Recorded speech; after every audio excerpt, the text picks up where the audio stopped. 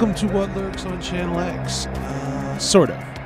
I'll explain that in a minute. But first things first. I'd like to give a brief update on Eriks' condition.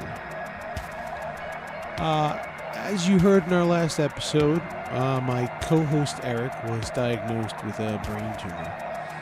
And on December 11th, he underwent surgery to remove it. The tumor was in the center of his brain, above the frontal lobe. The operation was successful, and it was removed completely. So, wonderful to that. Over the past few weeks, Erik's been recovering slowly, but still faster than expected, which is fucking excellent. Doctors couldn't actually know the extent of the possible damage without observing him over a period of time. Fortunately, though, he is a strong son of a bitch, and his road to recovery is on the upswing. So it should come as no surprise that he was back to being his own usual sardonic self, which is fucking excellent as well. I can't tell you how excited it makes everybody to see him up and moving and, doing well. Because after a few weeks of not being able to move his right side, he's able to stand and he walks a bit, and he's progressing a lot daily, which is amazing. So a few days ago, Erik was moved into a physical rehab facility, and he's back to using his iPhone. He's making calls. He's using Facebook, not as frequently as he was before, but nonetheless, he's back to doing that, which is just awesome. So, to sum it up, Erik's recovering well, and hopefully we'll have him back sooner than later. I want to thank everyone who's shown their support and reached out to us and Erik's family. It means the world to all of us, his friends and family, seeing everyone come together for him. So, as I said before, please send any well wishes or messages of support to us through our Facebook page, or email us at channelxpodcast@gmail.com. Any words of love and encouragement are greatly appreciated. And Erik is looking forward to coming back to the show soon. On that note, we're going to move into this week's sort of episode. In addition to this podcast, I'm also an indie filmmaker. And recently I completed shooting my latest feature film, which Erik actually did help me out on a little bit. Currently, the name of the movie is In the Shadow of the Imp. That's going to be changing soon, but I can't announce the new name just yet.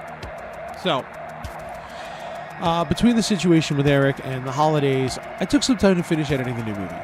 I'm not done yet, but I made a lot of progress. So, there is unfortunately still no new episode, but I do still have something for you nonetheless.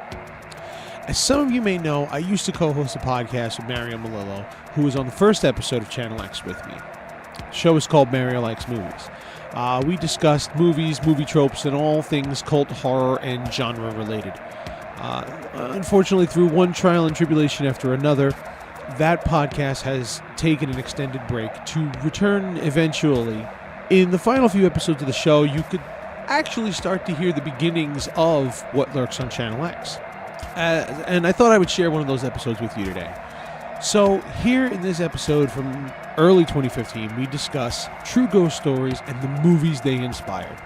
In this episode, we discuss the Warrens and the Amityville Horror and the Conjuring, the story of Doris Bither, which became the film known as The Entity, and one of my favorite stories of all, the Bell Witch story, which became the Donald Sutherland film, An American Haunting. So listen in to what I guess you would now call an Origins episode of Channel X, and I'll be back at the end. Enjoy.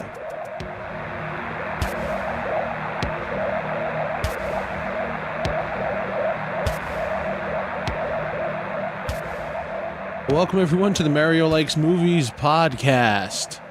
Hello. Welcome back. Thank you for joining us once again this wonderful week. Yep. We're back to the phone calls. We're back to the phone calls. I'm in the kitchen. Well, while you're there, whip us up something nice to eat. Yeah. Food. Yeah, I think what that was. I'm going to do it, man. I'm going to do it. I'm opening the pack. No, don't do I it. opened the pack. Oh, I'm breaking the seal. I'm pulling. Oh my God, they smell amazing. Oh, I'm going to appreciate the hell out of this. Now I need to find a lighter. This is my first clove in 2 months. Don't do it. It's not my first cigarette, it's my first clove. Teenage suicide. Don't do it. Telling you, I'm going to appreciate the hell out of every puff of this. Here's a sound that our listeners haven't heard in a while. Mm-hmm. Oh, it's a beautiful thing. Doubt it. No, it is. It is very beautiful. Oh, it's delicious. Yes, it is. I bet. So what are we discussing this week? We are discussing true ghost stories and the movies inspired by them. Nice. Yes. And there is a reason we are discussing this topic specifically. Oh, is there now? Yes. Huh. And Well, enlighten me, sir. I heard of this new channel that's still a secret. Oh, yeah? Did you know? And, yeah. And we're working on a deal. I'm sorry that I didn't tell you this before this podcast, but, I mean, that's just my style, you know, not telling the important people in my life. You bastard. That are totally, possibly form-changing because we struck a deal with these people. Oh, yeah? But stay tuned for that. I'm Mr. Vague, and that's how I do things. That's how you do things. Yeah. But this topic kind of has to do with the kind of stuff we like to talk about anyway. Like, Manny and myself are very big paranormal fans. Whether we believe in it or not, we still love the concept of it. I want to believe. We are wrought in subject matter today. Oh, yeah. And we are wrought with conversation about this topic. And we've discussed it before numerous times, but now it has its own episode, so we are gung-ho. Well, one of the main reasons I brought this subject up was because I actually wanted to discuss something specific. There's one movie that unfortunately I'm not going to get to today because I didn't get to finish all the research I wanted to do on it, and I'm only partially through some of the documentaries. We may end up doing it later at another time. So we'll just... one of the things I'm going to discuss actually ties into that movie. Does it now? Yes. Okay. Yeah, when we get to it, you will briefly talk about it, and I will throw my little fact in there. Because I just found out doing the research.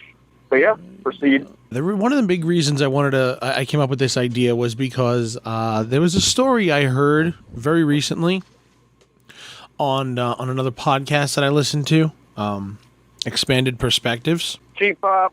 Cheap pop. Yeah. A couple weeks ago, the guys in Expanded Perspectives covered this story, and I thought it was incredible. And oh, yeah? Yeah, so I looked it up, and I said, fuck, I want to cover it myself. I want to look into it. And I specifically haven't told you what it is because I wanted your live opinion. Okay. So, so here's this story. It's an EVP story, and you don't really get a story about EVPs, but this is very, very interesting story. Okay, go for it. Connect 4. The subject of the story is a man named Rick Dodson. Rick Dodson was driven by soul-rattling personal experiences to investigate a phenomenon in which disincarnate beings are said to speak through electronic devices. For example, some people have said they've picked up a ringing phone and heard a dead relative on the line. Some people have said they've heard spirit messages in the white noise between radio stations, or have seen faces of dead friends looking out at them and speaking from fuzzy television screens. These are known as electronic voice phenomena, and something that's similar to is the Poltergeist movie. The new one or the... All of them. Fuck, it's images through a fuzzy television screen, and sounds coming through the white noise. Those are EVPs, and you see this on ghost shows. You see it a lot on Ghost Adventures with their That's like 90% of their show. Yeah, is the spirit EVP. box. Is the spirit box, yeah. Dodson's quest for knowledge was not a popular one when he began it in the 80s. It was a downright odd one to his family and friends in his small town of Texas. Nevertheless, Dodson wrote countless letters and made countless phone calls in that pre-internet era. He got in touch with pretty well everyone who knew anything about EVPs. His quest even extended to Stephen Hawking. Huh? Okay. Getting in touch with that fella was a tough job, Dodson said. He hand-wrote a unique letter to every professor he could contact at Cambridge University where Hawking works, explaining his reason for requesting Hawking's direct contact information. But one wrote me back and said, "Here it is, good luck, I know you tried hard." My name was going around the teacher's lounge there probably. Somebody answer this guy and get something on Hawking's desk. His persistence earned him a response, but Hawking didn't have any insights on EVPs. In 1980, Dodson spontaneously visited his father from out of town. Shortly after he arrived, his father left the house briefly and the phone rang. Dodson picked it up and a woman's voice greeted him, calling him by the name he used as a child. He was surprised and asked who she was, but she would not answer his question. She began relating things from my past that very few people knew, Dodson recalled. She did most of the talking. Each time I spoke, it was as if she didn't hear me, although clearly she did. Her words were sort of shaky at times, but entirely lucid. She talked for nearly 30 minutes and I kept asking who she was. All she would say is that she could not tell me because I couldn't understand. He became frustrated, and when he pushed the mystery woman to reveal her identity, the woman began to cry and admonish him for poor manners the way his mother or grandmother might have scolded him when they were alive. My emotions were running wild. I was feeling worried, confused, upset, baffled, and frightened, he said. Eventually, the woman said it was a mistake for her to have called and hung up, leaving him wondering. His father could not shed any light on the matter. He barely received phone calls and couldn't think who it might be. Several years later, the second occurrence revived his curiosity just as it was beginning to fade. He had moved into a new house and had a new phone number, one he hadn't yet listed nor given to friends and family. The phone rang and a woman on the other end asked for Dodson's mother by name.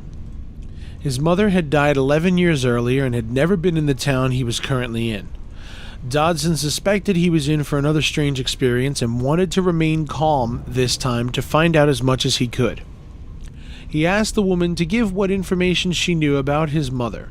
The woman was able to give his mother's church, where she had lived, and other personal information. The woman identified herself as Susan Owens, a name that was unfamiliar to Dodson except that it was the name of a teacher he had as a child. The woman became irritated when he kept asking questions, and she asked why he wouldn't put his mother on the phone. He replied that his mother was dead. She was silent for a moment, and then she simply said, "Oh, this is Ricky, isn't it? I know she's dead, Ricky, and I need to talk to her." She apologized for calling, and it was a mistake, and said she couldn't explain to him because he wouldn't understand, much as the caller years earlier had done. Asking around, he could not place a Susan Owens in his mother's life. About 6 months later, Dodson experienced EVP of a different nature, this time involving a cassette player instead of a telephone. He got the urge to listen to a cassette tape his friend Bill had sent him years earlier, and which he hadn't listened to in a long time. The tape jammed up in the middle of a song.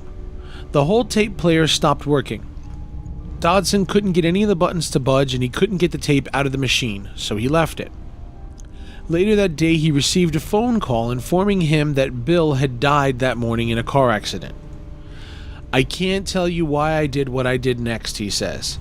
"I walked into my workroom, and straight to the tape player I pressed the play button, and it went down as easy as a hot knife through soft butter." The tape had jammed in the middle of the song "Wild Horses," and when Dodson pressed play, it continued with the line, "Let's do some living after we die." Bill had died at approximately the same time the player jammed that morning.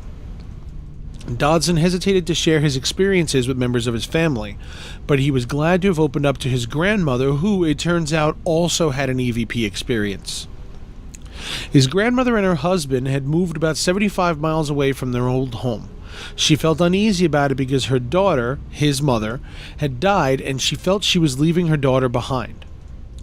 One night, as she was contemplating this emotion, the phone rang. She picked it up and one word said, "Mama." Grandmother told me that she knew it was my mom. She recognized her voice, and a feeling ran through her that she described as a burst of knowledge. The feeling told her that my mom was telling her she had come with her to her new home. Fellow experiencers had sent him letters, pages long, sharing their EVP encounters. From a group he joined, he would receive in the mail snippets of EVP recordings captured by the famed Spiricom machine. This machine was built in collaboration by George Meek, who financed Spiricom, and Bill O'Neill, the psychic engineer. Dodson wasn't satisfied with the snippets of recordings. He wanted to track down the device used by O'Neill himself, and full recordings if possible. Through much effort, he did. Listening to and watching video recordings of Meek and O'Neill with the machine convinced him further that the Spiricom communications were genuine. Dodson decided to try his own EVP experiments. He made some recordings of white noise to listen for voices afterward. He recalled the one and only time he heard something unusual. "I ran the volume up to maximum and listened closely. I heard the voice clearly. This part will sound somewhat stupid, but I thought it said either 'Hello, Ricky,' or of all things, 'I love Jesus.' I know they sound nothing alike, but I could hear both of the phrases on the tape. Suddenly a cold chill came over me, then a blast of adrenaline surged through my body. I realized that I was sitting in my truck at 3 o'clock in the morning with a ghost." He ran to his bedroom, got into bed with his wife. At the time, that seemed like the safest place to be, like a child hiding under the covers to keep the night monsters away. Wow. What do you think of that? That's a good way to end the story. Expanded Perspectives got it from a website, theepochtimes.com. Yeah, I've heard of it. This is essentially most of the article. I kind of went through it a little bit here and there, but this is most of the article, and this guy and his quest for true EVPs. What do you think of the phone calls? Well, to go along with the movie that just came out called Unfriended, Yep. the big thing in that movie was that if the dead try to contact you, it's bad fucking news. And I've always felt that that's very odd as a phenomena. And the thing is, like, this happens. Yeah. It's not even like it's orbs that can be explained or some kind of bullshit like that. No, this shit happens all the time. Yeah. Whether it's provable or not, EVP happens. Well, see, this guy sat and had a conversation over the phone for a half an hour with this woman. Mm-hmm. The part that really got me was when he told her that his mother was dead, and she said, "I know she's dead, and I need to talk to her." Yeah, that's, yeah. It's like, I don't know. I don't know what to think about this. I mean, this guy has dedicated the rest of his life, the next 30 some odd years of his life, to investigating EVPs based on these two instances that occurred to him. So he obviously believes that they really did happen. Yeah. What do you think it could have been? Well, What could a possible explanation be for this? I mean, this woman he didn't know her. He said he had a teacher by that name when he was young, but he couldn't place her in his mother's life at all. And obviously this woman called him. His phone number was unlisted yet. He had just moved in, and the phone rings, and it's this same woman who had called him 7 years earlier and still asking for his mother. And at the time, his mother now has been dead for 18 years at this point. I figured it out. Huh. The non-scientific version, spirit of a teacher he forgot about, calling his mom to talk to him about his behavior or grades in school. That's how. Huh. So then, okay, so basically the spirit is calling him directly. Wherever he is, that phone will ring. Mm-hmm. Is what you're kind of saying. Doesn't matter where he is, that spirit is trying to contact him. And he could have been at a payphone at a gas station, and that phone would have rang. Yes. How many times do you think a phone rang for him then over the course of the years? If that's true, how many times do you think that there was a ringing phone near him that he did not connect to the fact that he had to answer it? Quite a bit of times, I would suspect. See, but that again, the part that still gets me is when he tells her his mother's dead, she says, "I know she's dead and I need to speak to her." That's the part that gets me right there. That's some creepy shit right there. Yeah, it's pretty freaky. Like, it's hard to scientifically explain that because people will just say the guy is crazy. Yeah. And it was all in his mind. That's basically the explanation you're going to get. So, yeah, maybe it's quite possible this guy imagined the whole thing. But that's a pretty crazy thing to imagine. This guy was the first guy who brought EVP to light, though, right? No, I don't. No. No, what he ended up doing was he ended up researching people and found that this was a thing. He didn't realize it was a thing. Oh, okay. And over time, he realized that people have been investigating this for years, and he started finding the other equipment to do it, and he's been doing it himself ever since. And he only got just that one time that he got those two voices that said "Hello, Ricky," or "I love Jesus." It's funny because again, the EVP he did pick up almost seems like it's talking to him. And he said, "And now I realized I'm sitting in a truck listening. I'm sitting in my truck with a ghost," and that freaked him out. Who could have been the woman calling him? Which I think that he may have had the same inclination. That kind of he may have made that connection. It doesn't say whether it was a male or female voice. It just says that he heard the voice. I remember you got that EVP once, but you didn't actually record it. You missed it. Yeah, I thought I got it. I think I recorded the after, where I'm like, shit. Which is funny because you're shooting a show about ghosts. Uh-huh.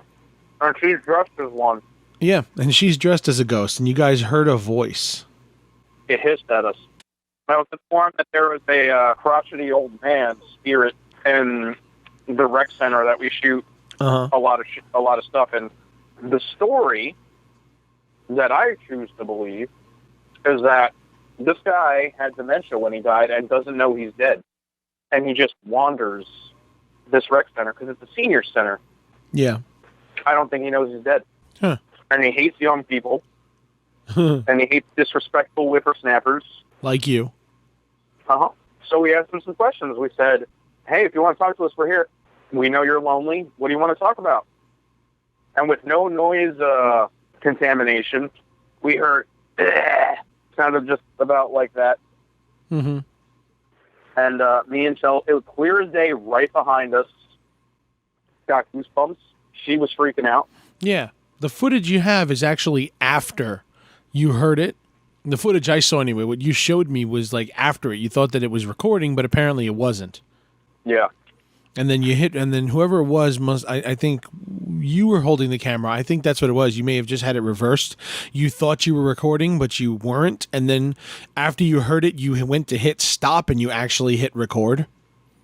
So you recorded your whole next 2 minutes of you guys just freaking out over hearing that sound. That was pretty funny. That was I'm going to be totally 100% honest here. That was the first time I ever went quote-unquote ghost hunting. Mm-hmm. Even though I have the show about, ghost hunters and stuff. And I've been to scary places before, but I've never actually tried to get in contact with any... I was just along for the ride the other times. I was like, oh, cool, we're doing this. And I'd see the people go, oh, show yourself and throw this wood at me if you're here. My friend always taunted spirits when we went places. Oh, and, I've done it. I've done it before. Yeah. Not with equipment, but I've done it.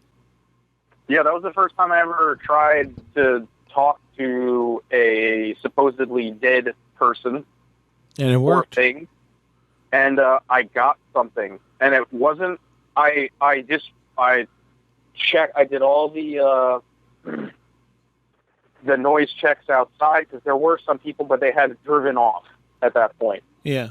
And I even told Chelsea, I'm like, wait, there's people outside before we ask questions. And then we got a noise behind us, and we just looked at each other, and I saw her hand started shaking, and that's when I recorded, and I thought I was recording the whole time, but I was not. But yes, that's my EVP experience. And then I tried it again with Brad, and I got nothing. But yeah, I have successfully, in my eyes, captured, and at least I've heard a paranormal noise coming towards me as a response. Huh. I've also seen stuff, but we'll save that for another episode and another topic. I think it's my turn. Now it's your turn, sir. Okay, well, we're going to go with a controversial subject. Okay. Because, again, this is a very polarizing type of topic anyway. Mm-hmm. Because you and I both know how we feel about things. But for some reason, I've discussed this on Facebook before. Actually, the reason I remembered it was because on Time Hop, a year ago to this day, well, yesterday, I should say, as of this recording yesterday, I posted a topic saying, I don't understand why people are so venomous when it comes to paranormal discussions. Now, that you can say that about anything, racism, sexism, any topic where there are two sides, for the most part. You can, by all leaps and bounds, say, oh yeah, well, this is this because of that, and so on and so forth. Fine. But in my experience, whenever you ask someone if they believe in ghosts, you get two responses. You very seldomly get the I don't know, which, in all honesty, is probably the best answer you can get. Because if you get the venom answer, you're just turned off. If you get the oh yes, you're turned off because that's all they fucking talk about. Yeah. But I don't know. I've never seen one is probably the best answer I'd ever want in that situation. Now, the thing I was going to mention that I posted on Facebook, I posted, why is it that everybody who does not believe in ghosts is extremely adamant about telling people how dumb and retarded they are? Word for word, someone, that was the way they mentioned it, that so-and-so believes in spirits or demons or something. Mm-hmm. A woman you and I know, who will remain nameless, she said, because, funny enough, the movie Annabelle was being made and was being discussed, and that's actually what I'm getting to next. She said she was watching a Paranormal Activity movie, and then one of her friends was like, oh man, if you like that, are you going to check out Annabelle? Her reply was, why? I'm looking at it right now because I pulled it up because I had to explain word for word. Why the fuck would I ever watch that stupid shit? And then he replies with, well, you're watching Paranormal Activity, so I guess, you like demons and all that, ghosts and stuff. She's like, you've got to be fucking retarded to believe anything like that. Word for word. This is what she said on Facebook. You've got to be fucking retarded to believe in that shit. Okay. And then people egged that on. This other guy, yeah, people are pretty dumb nowadays, and if you believe that, you can go along with them. And the thing is, she's not the only person that's like that. That guy I told you about, the former producer from Pandemonia. Yeah. I was telling him about the Spies Files, and then I told him that about what I saw with Dave when I thought I hit some girl with my car, but it was like she was blue and I drove right through her. He called me fucking retarded too. He said, well, he didn't say fucking retarded, but he was like, you gotta be pretty stupid if you believe that stuff. And I'm like, okay. Now that we are on the people are really hateful on the I don't believe in ghosts bandwagon, or they're super ultra annoyingly excited about it on the I do believe in ghosts bandwagon, on the opposite side, we're going to talk about the Warrens. Ed and Lorraine Warrens? Yes, because they have spawned many a film.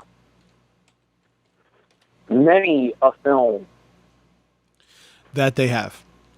Yeah. Well, they're like the foremost ghost investigators.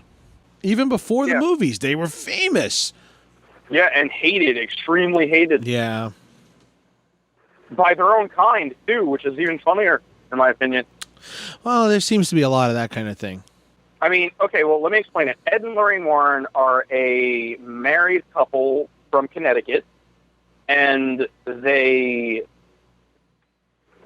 Warren is said to be a psychic medium. Yeah. And whether that's true or not, left to your discretion as an audience listener. I personally believe that people have abilities, but I do not think they can predict the future.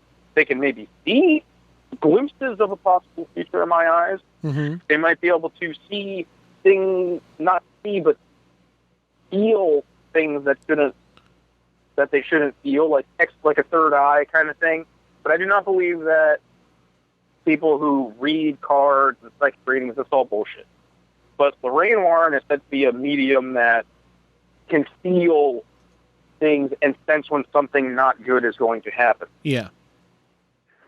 Ed Warren was one of the first, if not the first, I don't think he wasn't the first, but he was acknowledged by the Vatican as being a non-seminary demonologist. Uh-huh. So he was not a priest in the Roman Catholic Church, but he was acknowledged by them as a demonologist and could perform the rite of exorcism without being part of the clergy. Yeah. I don't know if or there are any others out there now that can do that. I assume there are, but he was one of the first, as far as I know. And Ed Warren died a while back. He's no longer of this mortal coil, like I said before, with Miss Trainer. But Lorraine is still alive and still does events and talks to people.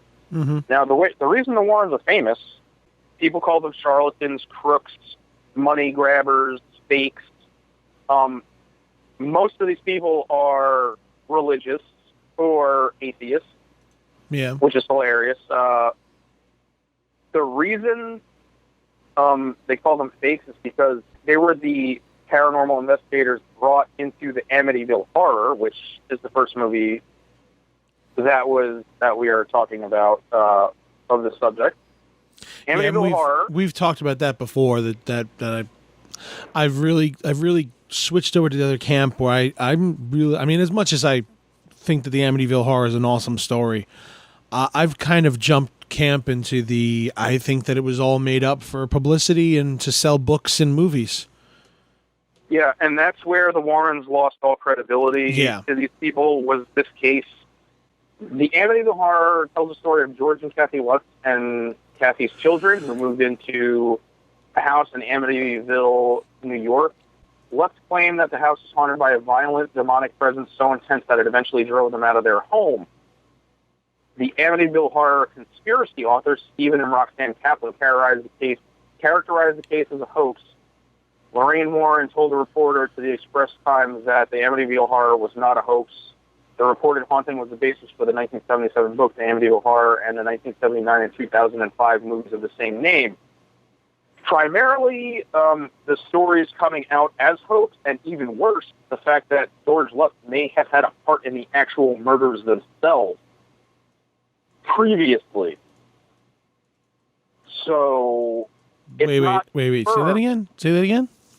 Yeah, that documentary, My Amityville Horror, that's on Netflix, there's a potential, this is technically a conspiracy theory also because there's no proof, but George Lutz apparently knew the DeFeos, and there possibly was a connection to the murders. I can't confirm or deny this, but it is a conspiracy theory. Wow. This case, which, again, the movies we just discussed, if you haven't seen them or heard of them, you're probably living under a rock, because the 2005 remake of the 1979 movie was a big success. Yeah.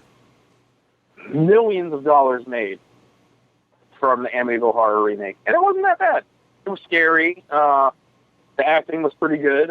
Platinum Dunes made it, so it was quality, had a budget. But that's just for entertainment purposes. The actual case is based on real murders that happened in the house. whether or not you believe that Ed and Lorraine Warren are legit or fake, this is the case that broke them in the not-so-good light eventually in the 80s. Yeah, which is why I started with the EVP thing. I wanted to talk about a true story first. Yeah. And especially because Poltergeist is out now, and it was, in my head, it was relevant. Yeah. If people don't think it's relevant, well, neither have us tough shit. seen it yet. No, I heard it was terrible. I have not heard a single good thing about it yet. I heard the same. And, okay, so we have Amityville Horror, obviously. Yeah. Then the next we had was the 1971 haunting in Harrisville, Rhode Island of the Perrons, or Perron, Perron. Mm-hmm. This family was haunted by a witch who lived there in the early 19th century. Beth Sherman cursed the land so that whoever moved there somehow died. It is the subject of the 2013 film, The Conjuring, which was directed by James Wan. Mm-hmm.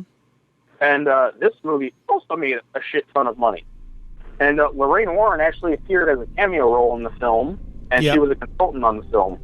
The facts of the haunting were exacerbated for the film, obviously.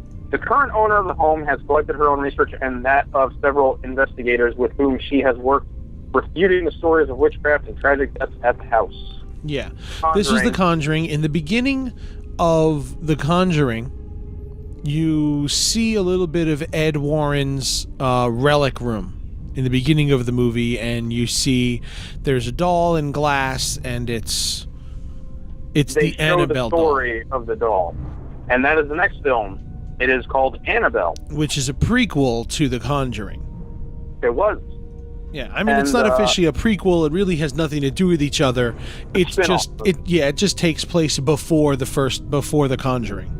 It is only loosely based off of just the lore of the doll. Yeah, and at the end of the movie, you have Ed and Lorraine Warren receiving a telephone call about a house in Long Island that is supposedly haunted, and that they're going to go investigate that next. I kind of like how they combine those. I like how they did that. In the beginning of it, you see Annabelle. At the end of it, you hear about Amityville, and Amityville was already a movie, and then Conjuring was the next one. Maybe James Wan will redo the Amityville movie. I think that would be good. I think he could do it. If anyone's going to redo Amityville Horror, I think it could be him. The next Conjuring, The Conjuring 2, that is based off of an English case that they investigated. Yeah. It might be the Edinburgh haunting? Enfield, okay. Yeah, but that's a Warren case as well, but I won't go into that now because the movie's not even out yet. No. The Annabelle doll is pretty much, in The Conjuring, they explain what the doll is. In the beginning of the film, Ed Warren, played by Patrick Wilson, explains what happened to these girls who have this doll. This doll was around, and the doll would talk to them, these two college girls, and it said its name was Annabelle. And she said she was a little girl that died in the building, Annabelle Higgins, and they said she can live in the doll. Mm-hmm. What that meant was that this demon that was actually pretending to be this girl now had a physical manifestation. And the doll reportedly attacked one of the girl's boyfriends in real life while he was sleeping and cut him up with a piece of glass. And that's what the movie's based. This is the story the movie is based on loosely. Yeah. And the real Annabelle doll is actually a Raggedy Ann doll, but because that's copywritten and you can't use it, they had to change it to this weird-looking porcelain. Oh, yeah, they went with that one because it looks a little more childlike, so I guess it's creepier. And I guess I'm going to assume that they tried to get the Raggedy Ann rights to use it, and the company said, "Hell no, you are not going to tell the world that our doll is haunted." Yeah, but If you look online, you can see the real Annabelle doll, and it's a Raggedy Ann doll encased in glass. Yeah, I'll have a picture of that with there's a picture of that with the posting of the podcast. The dress is the same, though, on the Raggedy Ann doll than it is on the movie one. It's the long white dress on that doll, which is weird, but that's what it is. And the last movie... Well, it's a white and blue dress. It's pretty typical for old dolls. Yeah. The next one, which it was called The Haunting in Connecticut. In 1986, Ed and Lorraine Warren arrived and proclaimed that the Snedeker house, a former funeral home, to be infested with demons. Mm-hmm. The case was featured in the 1992 book In a Dark Place, The Story of a True Haunting. A TV documentary. I'm going to call it a documentary because it felt more like that than a TV movie, called A Haunting in Connecticut, appeared in... yeah, there's A Haunting in Connecticut and The Haunting in Connecticut. Yeah. Yeah. A Haunting in Connecticut was the documentary I'm talking about. It was put on the Discovery Channel in 2002. Yes. Which produced the series A Haunting. The second one was called A Haunting in Georgia, which is ridiculous. A Haunting in Connecticut too. Ghosts of Georgia. It's just wait, what? The film itself, released in 2009, The Haunting in Connecticut, was horrendous. Fucking horrendous. It's so bad. But that movie was based on this actual event. I don't think I ever saw that movie. What, the Haunting in Connecticut? Yeah. I've seen the TV documentary. I've seen that. I don't think I've ever seen the movie. That one was awesome. The TV documentary is so awesome. Yeah. It's really cheesy, but it's They awesome. based an entire series. They ended up doing a whole series on it.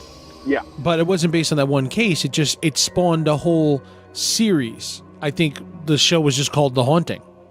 Hell, I think it's still on. Well, the Haunting in Connecticut family was Alan and Carmen Snedeker.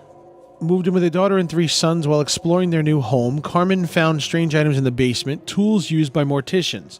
They soon discovered that their home had once been a funeral parlor, and the eldest son began seeing ghosts and terrifying visions. The experiences spread to other family members and got worse. Both parents said they were raped and sodomized by demons. One day, as Carmen mopped the kitchen floor, the water suddenly turned blood red and smelled of decaying fish, and so on. Finally, the family contacted Ed and Lorraine Warren, who arrived and proclaimed the Snedeker house to be infested with demons. Yeah, and apparently this haunting is also criticized by an author, Ray Garton, who wrote an account of the alleged haunting of the Snedeker family in Southington, Connecticut. Later called into question the veracity of the accounts contained in his book, saying the family involved, which was going through some serious problems like alcoholism and drug addiction and cancer, did not keep their story straight, and I became very frustrated. It's hard writing a nonfiction book when all the people involved are telling me different stories. So that family came into question as well. Yeah. So, and the one son had cancer, and actually he recently died. He recently died of cancer. Okay. I didn't know that. Yeah, the son that the Haunting in Connecticut was based off of, the movie. Mm-hmm. They didn't really mention that he was sick with cancer in the TV show. They said he was just sick. Yeah. But in the movie, it was very apparent that they wanted to make it a fact that he had cancer. Yeah. Now the story here, this is very similar to the Amityville backstory here. The story In a Dark Place, the story of a true haunting, written by Ray Garton in 1992, was the story of them. Garton was hired. This is why they lose so much credibility. Garton was hired by Ed and Lorraine Warren to work with the Snedekers and write the true story of the House from Hell. Ed and Lorraine Warren worked with so many goddamn writers. This is why they lose their credibility. Because they work with writers to create books. They go find a writer. Oh, here, write a book about this, and we get paid tons of money. Yeah. He interviewed all the family members about their experiences and soon realized there was a problem. I found that the accounts of the individual Snedekers didn't quite mesh. They couldn't keep their stories straight. I went to Ed with this problem. Oh, they're crazy, he said. You've got some of the story. Just use what works and make the rest up. Just make it up and make it scary, Ed Warren said to him. Garton accepted the job expecting to have a true story to base the book on. Did as he was told. He says, I used what I could, made up the rest, and tried to make it as scary as I could. Though the Snedekers stand by their story, it seems there is little or no proof that anything supernatural occurred at the house. Whether or not the Snedekers believed their story, they stood to make money from the book deal. They were aware that the Lutz family profited handsomely from the selling of the rights to their true story of a haunted house, and the Amityville Horror has since been revealed as a fiction by investigator Rick Osuna and others. Interestingly, the Warrens were also involved in the Amityville case. So the writer of the original book actually admits that he made shit up for it, and that their stories, the stories of the family, didn't match up properly. Their stories didn't coincide. Ugh. You know, and it's like, as time goes on, you start to see more and more that the Warrens really were just publicity hounds. They were telling stories and they were making money off of people, and that's pretty much it. Which really sucks because they were so big and so popular for so long, but at the same time, if you really think about it, since then, when has any of this shit occurred? It hasn't. It really hasn't. You get a bunch of TV shows that we all know are bullshit. We know the TV shows are bullshit. Anybody who watches these TV shows, the Ghost Hunters and Ghost Adventures and all these other things, anybody who watches them and thinks that they're real, you're out of your mind. Okay? The true fact of the matter is, if these shows were real, there would be more than enough proof that there is life after death. And it wouldn't be a question anymore. Okay, well, look at this. We have multiple ghost hunting teams all over the world with all this evidence. We have entire TV shows with bricks being thrown and voices coming out of nowhere and walls rumbling and glass breaking and all this crazy shit happening on TV shows week in and week out. If this shit were real, it wouldn't be a question anymore. There would be real, true scientists doing this shit. Not just a bunch of people with video cameras and a radio, little handheld radios doing this. You would have true-to-life, real scientists. You'd have Neil deGrasse Tyson out there doing ghost hunts if these fucking TV shows were real. Am I right? He's actually pretty nice about the subject. No, he is, but he's pretty nice about a lot of things. He's very open to a lot of ideas. But if these TV shows were real, you're damn right he would be on one of them. Oh, yeah. He would be there with his team of people and a $10 million fucking grant to try and prove this shit. Yeah. The last haunting they did was in Pennsylvania of the Smurl family. Uh-huh. The Smurls reported their home was disturbed by various supernatural phenomena, including sounds, smells, and apparitions. The Smurls also reported that a demon, a demonic entity, sexually assaulted the both of them. And the Smurls' version of their story was the subject of a 1986 paperback titled The Haunted and a 1991 made-for-TV movie of the same name directed by Robert Mandel. Huh. And now that we are on the subject of incubi and succubi, incubus being a male demonic entity that beds women in hopes of birthing the Antichrist. I don't know about the Antichrist specifically, but yeah. A succubi or succubus being the female version of a demonic entity who sleeps with men to get them to be cheaters and disgusting. Yep. And to drain their soul via ghost vagina. Ghost vagina. Yeah. Do you have anything to add to the incubus and the succubus? Well, that was the one movie that I wanted to discuss that I didn't do too much, I couldn't get too much research on, was The Entity. The Entity was a movie came out in 1982. or 83 or so with Barbara Hershey. And it's basically about this woman who is repeatedly attacked and raped by some sort of demonic entity in her house. I don't believe the Warrens had anything to do with this story at all, but there were investigators that came to the house, and they did, apparently got a lot of evidence. This was in Culver City, California, in 1974. Okay. Near Hollywood. Yes. Doris Bither suffered abuse from her parents, as well as had several abusive relationships with men. There was tension between the three young boys and her three children and her. Psychodynamics of the home were extremely negative. Seems that the boys, especially the eldest, would harbor some dark and resentful feelings towards their mother. The unconscious mind that is troubled by a physically or verbally abusive environment and negative upbringing is like a lightning rod to paranormal activities, either attracting poltergeist activity or psychosomatically creating it. Doris Bither claimed that spirits would physically attack her. The reports range from Doris walking around her home bumping into ghosts to actual spectral rape. And as we're seeing now, this is... What is this now? The third one that we just picked up that had the same type of thing occur in the 70s. Which is really weird. Apparently demons got really fucking horny. I guess it was all those drugs. What's really cool, I don't want to get into this too much because there's a lot, we do an entire episode on, well, you know what? Fuck it. I think we will do an entire episode on spectral rape. I think that would be a good idea. But that sounds like a plan. One of the coolest pieces of evidence that they have was that she could physically see this entity from time to time, and she could hear it, but nobody else around her could.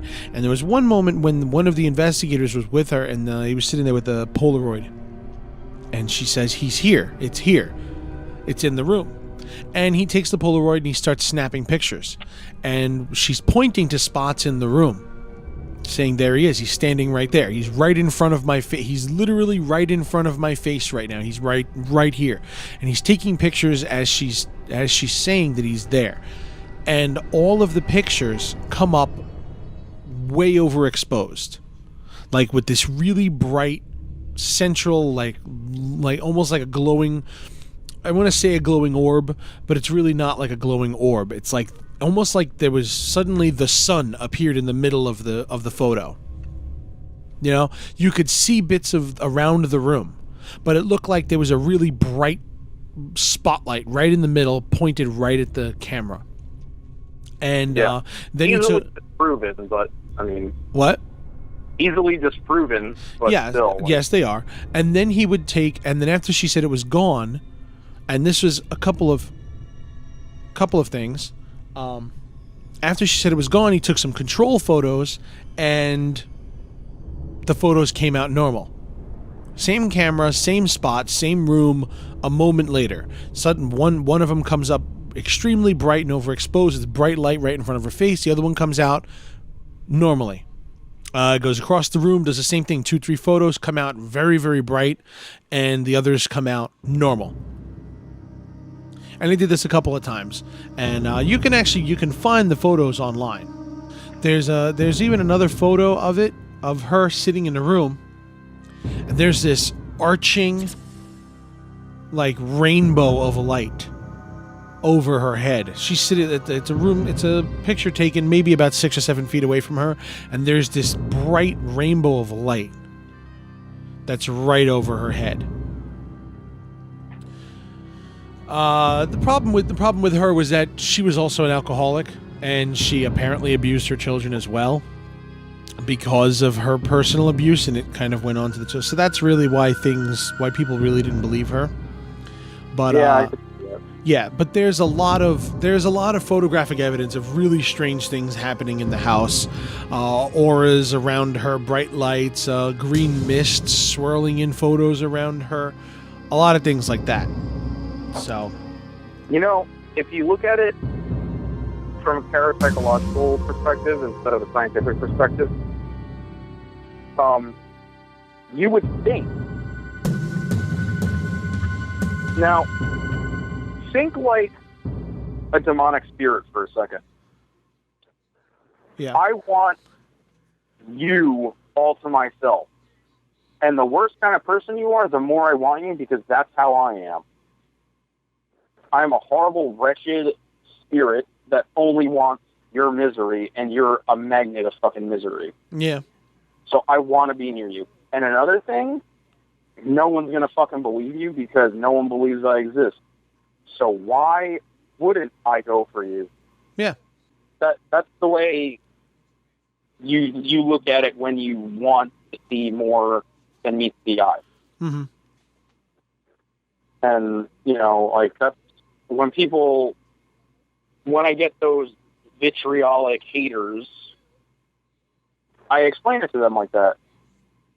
Because that's the best possible way I could explain it without saying I believe in ghosts. That's the more logical explanation in a spiritualistic / profound way of proving or disproving, I guess, so to speak. Okay. I don't know what I'm talking about. But I don't know either, but it's okay. So moving on to our final section then. Two things that may be related, but I don't know. Shadow people is a huge thing. I love shadow people. You see them all the time. Oh my God, yes, I think I do. I don't know what I see. Yeah. Shadow people, I like that whole, I think it's one of the creepiest of the ghost stories, the shadow people thing. Just this moving shadow in the corner of the room or that whole waking up in the middle of the night to see this fucking shadow standing at the end of the bed. Yes.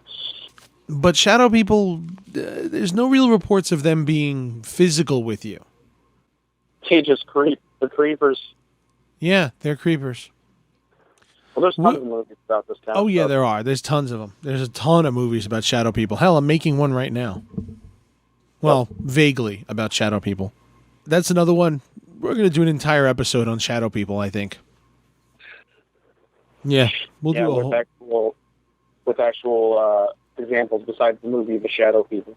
Yeah. Which was a damn good movie. Have you seen it yet? No. It's on Hulu right now. It's on Hulu, definitely. And I think it's on, like, the Movie Channel or Showtime On Demand. I've watched it, like, 3 times in the last month or so. So it's on one of those regular on demands. You know what sucks? The day that I found I found the shadow people when I was looking for Triangle to watch Triangle again, and they took Triangle off the on demand already. Again. It went up for like 2 weeks and now it's gone again. That's fucking movie, man. I just gotta buy the Blu-ray already and leave it at that. Yeah, that'd probably be the best thing. Yeah. So anyway. So let's move into my next subject. This is one of the coolest ghost stories, like, ever. And they have yet to make a good movie about it. All right? The Bell Witch. The Bell Witch. The Bell Witch. There have been many films of this. And they have not made a single good one yet. The most famous of them being the Donald Sutherland one, An American Haunting, which is just crap. It's probably the best of all the Bell Witch movies, but the movie sucks. It's stupid. Well, I haven't seen the Bell Witch Haunting yet. Oh, I've heard nothing but terrible reviews about it. That it's just some amateur found footage crap. Because it's not really about the Bell Witch. I mean, it is, but it's not. It's a modern day found footage movie. Okay. I will watch it. I'm going to watch it, but it's just, I haven't heard anything good about it. Yeah, me neither. Ghost Adventures recently covered the Bell Witch. They went to the Bell Witch Cave. And they were the first ones ever allowed there. Bullshit. But I digress.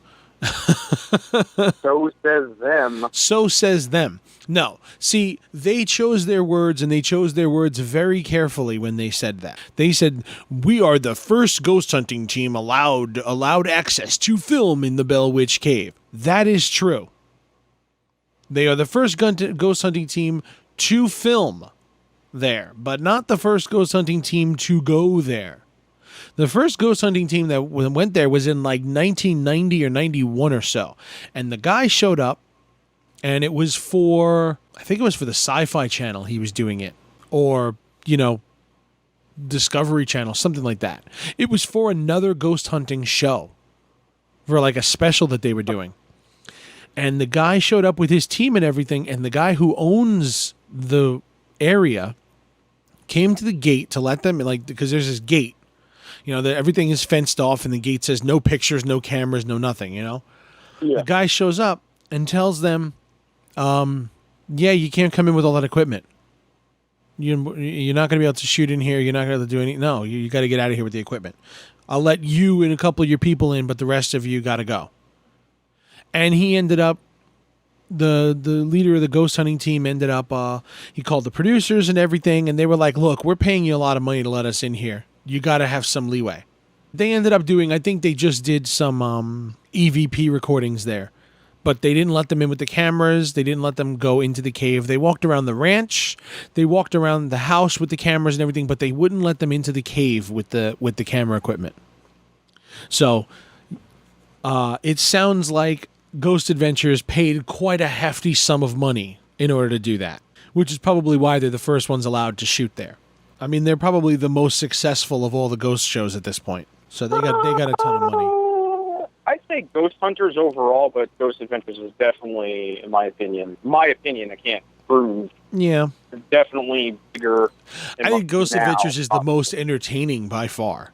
Oh, yeah. It's definitely the most entertaining. Got that. Yeah. But they make a ton of money, so I'm sure they paid a hefty sum to get in there. Yeah.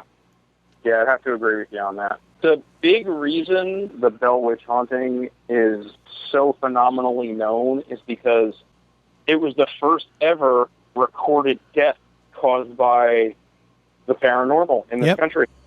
Yeah, it was. And you can fill that blank because that's all I know about it. Yeah.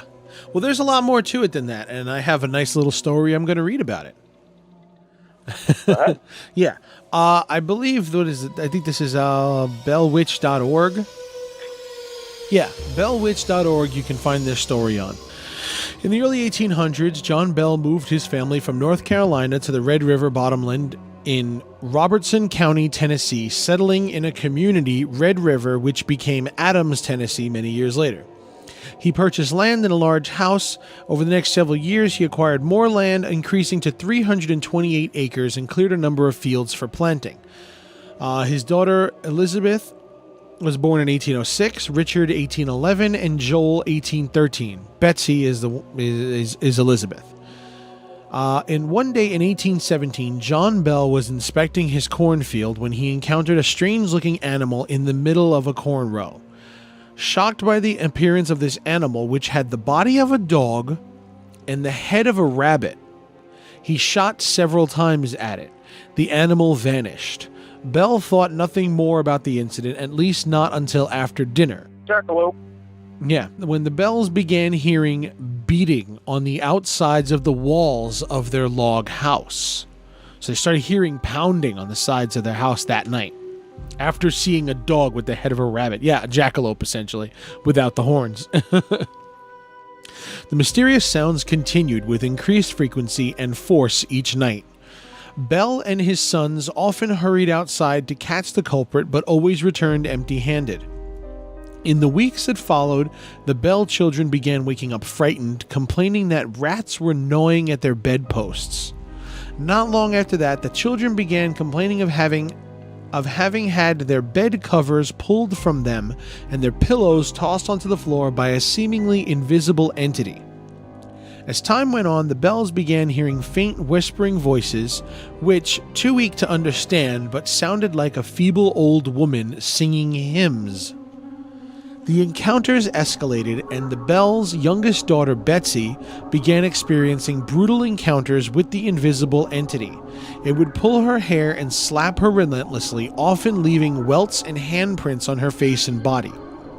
The disturbances, which John Bell told his family to keep a secret, eventually escalated to such a point that he decided to share his family trouble with his closest friend and neighbor, James Johnston. Johnson and his wife spent the night at the Bell home where they were subjected to the same terrifying disturbances that the Bells had experienced. After having his bed covers removed and being slapped repeatedly, Johnston sprang out of bed exclaiming, "In the name of the Lord, who are you and what do you want?" There was no response, but the remainder of the night was relatively peaceful. The entity's voice strengthened over time to the point that it was loud and unmistakable. It sang hymns, quoted scripture, carried on the intelligent conversation, and once even quoted word for word 2 sermons that were preached at the same time on the same day, 13 miles apart. Word of this supernatural phenomenon soon spread outside the settlement, even to Nashville, where then Major General Andrew Jackson took a keen interest. Yes, the U.S. President Andrew Jackson. Seriously, did you know about this part? No. This is why I find this the most interesting of the whole thing. John Bell, Dr. Drury Bell, and Jesse Bell, John Bell's eldest sons, had fought under General Jackson in the Battle of New Orleans. In 1819, Jackson decided to visit the Bell farm and see what all the hoopla was about. Jackson's entourage consisted of several men, some well-groomed horses, and a wagon. As they approached the Bell property, the wagon stopped suddenly, and the horses couldn't pull it. After several minutes of cursing and trying to coax the horses into pulling the wagon, Jackson proclaimed, "By the eternal boys, that must be the Bell Witch." Then a disembodied female voice told Jackson that they could proceed, and she would let them again later that evening. They were then able to proceed across the property, up the lane, and to the Bell home where Jackson and John Bell had a long discussion about the Indians and other topics while Jackson's entourage waited to see if the entity was going to manifest. One of the men claimed to be a witch tamer. After several uneventful hours, he pulled out a shiny pistol and proclaimed that its silver bullet would kill any evil spirit that it came into contact with. He went on to say that the reason nothing had happened to them was because whatever had been disturbing the Bells was scared of his silver bullet. Immediately, the man screamed and began jerking his body in different directions, complaining that he was being stuck with pins and beaten severely. A strong, swift kick to the man's posterior region from an invisible foot sent him out the front door. Angry, the entity then spoke up and announced that there was yet another fraud in Jackson's party and that he would be identified and tormented the following evening.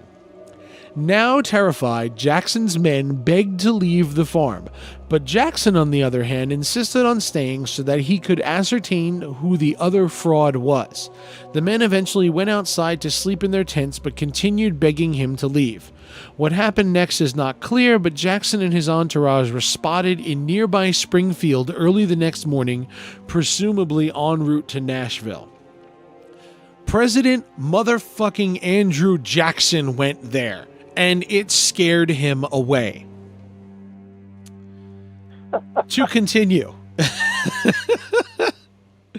Over time, Betsy Bell became interested in Josh Gardner, a young man who lived not far from her. With the blessings of their parents, they got married. Everyone was happy about their engagement, except for the entity, who, for reasons unknown to this day, repeatedly told Betsy not to marry Josh Gardner. Betsy and Joshua's former schoolteacher Richard Powell had been noticeably interested in Betsy for some time and had expressed interest in marrying her when she became older. By some accounts, Powell, who was 11 years Betsy's senior, was a student of the occult, although it has not been proved.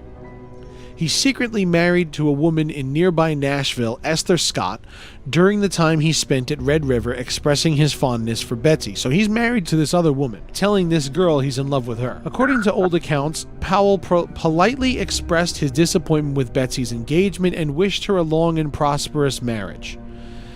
Betsy and Josh could not go to the river, the field, or the cave to play without the entity taunting them persistently. Their patience finally reached critical mass, and on Easter Monday of 1821, Easter Monday? I guess it was Mondays back then. It was a certain day, huh? Betsy met Joshua at the river and broke off their engagement. The disturbances decreased after Betsy ended the engagement, but the entity continued to express its dislike for John Bell and vowed relentlessly to kill him. Bell had been experiencing episodes of twitching in his face and difficulty swallowing for almost a year, and the malady seemed to grow worse with time. By the fall of 1820, his declining health confined him to the house, where the entity commenced removing his shoes when he tried to walk and slapping his face when he experienced seizures. Her loud, shrill voice could be heard all over the farm, cursing and chastising old Jack Bell, as she often referred to him. He died on the morning of December 20th, 1820, after slipping into a coma the day before. Immediately after his death, the family found a small vial of unidentified liquid in the cupboard. John Bell Jr. gave some of it to the cat, which died instantly. The entity then spoke up, exclaiming joyfully, "I gave old Jack a big dose of that last night, which fixed him." They quickly threw the vial into the fireplace, where it burst into a bright bluish flame and shot up the chimney. John Bell's funeral was one of the largest. As his family and friends began leaving the graveyard, the entity laughed loudly and began singing a song about a bottle of brandy. It is said that her singing didn't stop until the very last person left the graveyard. The entity's presence was almost non-existent after Bell's demise, as if its purpose had been fulfilled. In April of 1821, this motherfucker's dead and this shit's still going on. The entity visited his widow Lucy and told her it would return for a visit in 7 years. 1828, it returned as promised. Most of its visits centered around John Bell Jr., with whom the entity discussed such things as the origin of life, civilizations, Christianity, and the need for a mass spiritual awakening. Of particular significance were its nearly accurate predictions of the Civil War and other events. The entity said farewell after 3 weeks, promising to visit John Bell's most direct descendant in 107 years. The year would have been 1935, and the closest living direct descendant of John Bell at that time was Nashville physician Charles Bailey Bell. Dr. Bell himself wrote a book about the Bell Witch, published in 1934. No follow-up was published, and Dr. Bell died in 1945. Huh. So now you know the story of the Bell Witch. I keep calling it the Blair Witch. Well, in An American Haunting, Bell was diddling his daughter, and the spirit was actually a poltergeist of his daughter. Yeah, that's Spoiler alert. Yeah, they made it seem in that movie as though he was The daughter was the Bell Witch. In the movie American Haunting, it starts off with the descendant or someone in the house.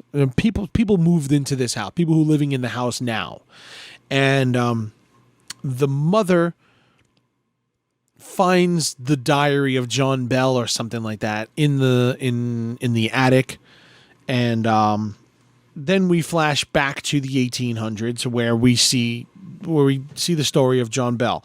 There is no Andrew Jackson in the story, and most of the kids are not really bothered much by the entity, other than John and the daughter. Those are the only two that are really affected by the entity. A few other people see things and hear things, but they're the only two who are really affected by it. This haunting took place over a couple of years. The movie seems like weeks. Like, it started in 1817 and it continued until 1820. So we have 3 years of this, that they lived in this house with this haunting. The banging on the walls and the singing went on for about a year before all the physical encounters started occurring. And that's when he called his friends over. That was about a year into it. So they lived every single night hearing banging on the walls and trying to catch someone outside, and they never did, for a year straight.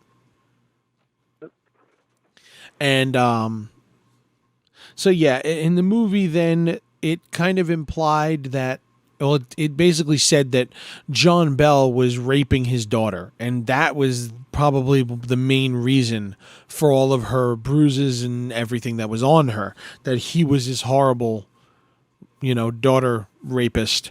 And then the movie ended with the mother in now times, in present day, seeing the ghost of John Bell's daughter there, and she realizes that her own daughter just got in the car with her estranged husband for the weekend and realizes, oh my God, he's going to rape my daughter now. And as she runs outside to see the car, she sees the car of the father and her daughter driving away, and the daughter's looking very sad and upset in the window, and no, stop, as she runs down the street chasing them, and the movie fades to black. As though running down the street chasing the car was not going to stop him. I mean, really, she like ran after this fucking car, and she's obviously chasing the car. Like, if you were driving, you would see it. And he's just going to drive away like, no, fuck you, I'm raping her tonight, whether you like it or not. That is my job. This is my job. That is my job. But, no, there is absolutely no evidence to state that John Bell had any sort of sexual relationship with his daughter at all. There is nothing, no historical evidence to that whatsoever. The movie put that in there because they thought it would be a Hollywood twist in the end. Yeah, well, the guy who also made that movie, not exactly the best source of movie making. He directed the Dungeons and Dragons movie. Well. Yeah. Courtney Solomon. Yeah. Dungeons and Dragons. He did Captivity. Butterfly Effect 3, one of your favorites. Oh, man, he did that? He did Perkins 14. Huh. Wait a minute, I thought that movie was called Perkins 13. No, it was Perkins 14. Yeah, I was about to say, is this a sequel? He's only directed 3 movies. Yeah. Dungeons and Dragons, American Haunting, and Getaway. Getaway? Oh, the Ethan Hawke movie, huh? Yeah. Yeah, he's only directed those. Okay, he produced Captivity, he produced Butterfly Effect, and Perkins 14. Perkins 14 was a good movie. Really? Thrilled about it. Really? I thought it was great. I really enjoyed it. That's because you touch yourself at night. Well, that's neither here maybe nor it's there. The ghost. Maybe it is the ghost doing it. Maybe it's the incubus trying to get in that pants of yours. So I'm upset the fact that there has not been a good Bell Witch movie yet. I think this is one of the coolest stories. I really do. I think it's one of the coolest haunting stories. And the fact that Andrew Jackson is involved in this, the fucking president of the United States. Andrew motherfucking Jackson. Yes, a president. How much more of a credible source do you need? The president of the United States, before he was president, went there and was scared off by this thing. Like, this is in his diary that he was there. In his own personal writings, he has his own personal account of it. Yeah, it's pretty crazy. That's a pretty solid alibi right there. Mm-hmm. That's pretty fucking solid, I think. So. I concurs. But yeah, it's just like, how many good Lovecraft films are there? I mean, very few. Yeah, no, it's true. It's really true. The last thing I want to talk about before we call it a night is a lot of people confuse the different types of paranormal films there are. Uh-huh. People predominantly see demonic possession as ghost story and ghost story as demonic possession and what have you. Yeah. Like Paranormal Activity, you can think of it as a ghost movie, but then it turns into a demon movie. Conjuring thing. What's so cool about Paranormal Activity that they turned it into a demon story? That's fucking awesome. Yeah. Wreck also started like a zombie movie, turned into a demon movie. Love it. I haven't seen part 4 yet. I have to see it because three I was not crazy about, but the other guy directed part 4, so I have to see it. And part 4 picks up again at the end of part 2, which is great. The reporter's in it and everything. Yeah, it's on Netflix. Yeah, I know. Apocalypsis. I can't wait for it. I know, because I remember when the two directors were both said they wanted to do a sequel. When they did part 1, they did 2, and they were like, "Oh, well, we both have ideas for the next one. One of us wants to do a prequel, one of us wants to do a sequel." So they just split the duties, and one directed part 3, and the other one directed part 4. Part 3 turned out to be a pile of shit, as far as I'm concerned. I thought it was cool. It just kind of didn't really add anything. It was such a typical zombie movie. I thought it was stupid. I really didn't like it at all. I was like, this is dumb. It was just a typical zombie movie. I liked the lead actress, but the ending was just really obvious. Yeah. And, like, didn't really do anything for the rest of the movie. You know what I mean? It was just like... Yeah. Okay. No, I agree completely. And the point of watching this was... Yeah. So... Yeah, so I mean, I don't know. I like watching all this kind of stuff. It's one of the biggest trends in current Hollywood is it's a big moneymaker, religious horror of like any sort. It's primarily Christian horror because it is. Not many movies are made about, you know, jinns and Hebrew demons. I forget what they're called. You know, it's just Christian evil. Oh, there was another one that we missed. We didn't really get on. We wanted to, but we didn't. What? Oh, The Possession with the Dybbuk box. That's a Jewish... yeah, and that's another one. We could do a whole episode on the Dybbuk box, and we probably will one day. That could be a cursed object. Well, we did it on the most haunted objects. We did cover it quite a bit on that too. So we'll get to that eventually. Well, that was just a reading. So. Yeah. You know, we talked about that article. There's way more stuff than that. Oh, there is. Either way, I think that's it for this week. Yeah. I hope everyone was nice and creeped out by some of these stories. Yeah, even if you're not creeped out, check them out and then get creeped out when you read about them. Yeah. In your dark room by yourself at night with a shadow person right behind you, laughing at you. Yeah, so for the Mario Likes Movies podcast, I am John Bell. And I am the ghost of raspberries. Sure. And we'll see you next week on Mario Likes Movies. Yeah. Take it easy.